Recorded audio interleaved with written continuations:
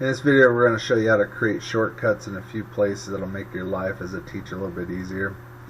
So let's say that I want a shortcut from a website right onto my desktop.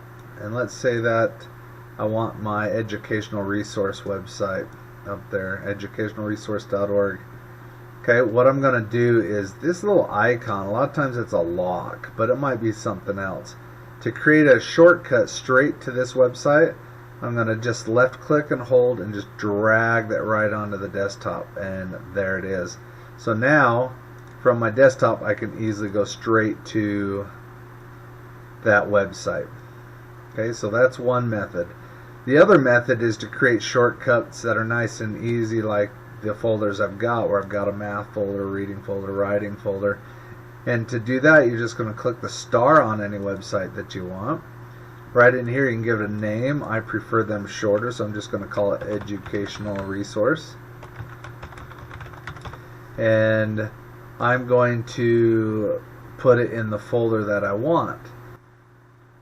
Let's say I want this in my math folder. I'm going to go ahead and click the math, and I'm just going to say done. And now when I go over here to math, educational resource will be right down there. Let's say that I'm missing a folder right up here and I want to add a new folder called social studies. I'm going to right click on this bar, this is called the bookmark bar, and I'm going to go over here and I'm going to say add folder, and all I'm going to do is I'm going to call it social studies. Okay, and I'm going to decide to put it in my bookmarks bar, which is where I put all my bookmarks, and I'm going to hit save. Once I've saved it, it'll probably put it all the way down the bottom of your bookmarks, clear over here. See, there it is. But I want it up here, right next to science. So what I'm going to do is I'm going to come down here and I'm going to left click hold, and I'm going to drag that bookmark right next to my science, and now I'm going to let go. And now I've got my social studies bookmark right up there. And I just want this page right here bookmarked.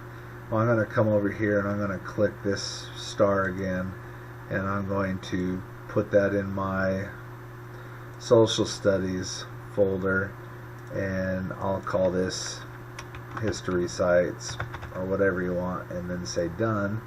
And so now it's sitting in my social studies. That is all there is to it.